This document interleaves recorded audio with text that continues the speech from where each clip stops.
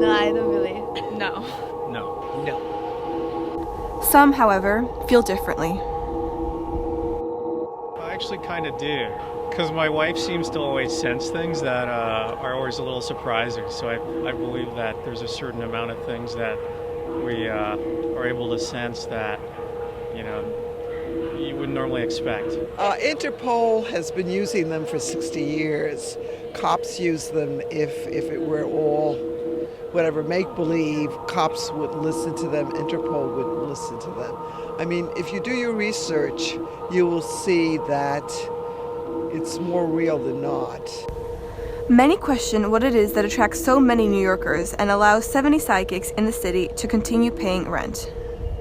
People go to psychics because they want to know the future and what to do about it. So essentially they're asking for advice.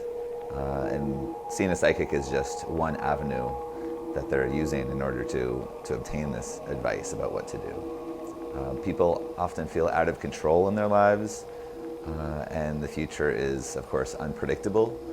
And so they just want some sort of insight into how things are going and how they can improve their lives. When people come to see me, they're usually coming to see me for 4 specific things. It's money, career, love, and sometimes housing. I listened in on a full-fledged reading recently, and I was listening to this guy talk to this woman, and it was very similar to stuff that I had to do when I was going for my psych degree. There are many types of magical thinking. There is belief in psychic phenomena, like seeing the future, or clairvoyance, or reading minds, or psychokinesis, where you can move things with your thoughts. There's belief in the soul and life after death and heaven and ghosts. There's belief in destiny and karma and fate, the sense that everything happens for a reason or things were just meant to be. So psychics can take advantage of certain objects like crystals or voodoo dolls in their work. Crystals, I think, are just, it's something shiny, so they seem special to us. It's not a book or a lamp or a rock. It's kind of has this ethereal quality to it, so it's easy to project, otherworldly properties onto it.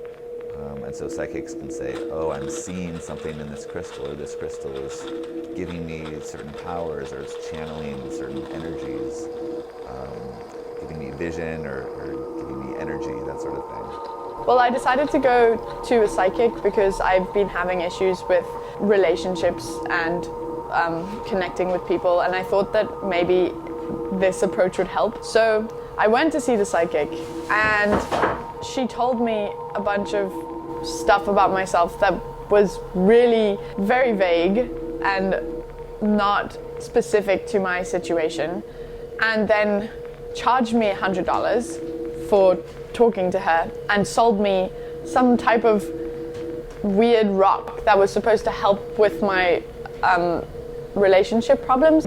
I'm just ashamed of myself for even trying to believe in that kind of stuff. In the field of psychics and readers, be it tarot reading, palm reading, astrology reading, there are a lot of instances in which people have been duped out of money or scammed out of money if you go to a psychic who tells you immediately that there's a bad spirit or there's bad mojo around you, and if you pay them $200 a week, they'll make magic to make that go away. Those are the stories I think that you'll hear on 2020 from time to time again, or they'll surface in the paper. A seemingly, level-headed young woman's invested $20,000 in a fortune palm reader who said, she could cure her of something. So of course that's a percentage of readers out there, but that's the same thing in almost any profession. So if you're looking for advice on seeing a psychic, I would say don't.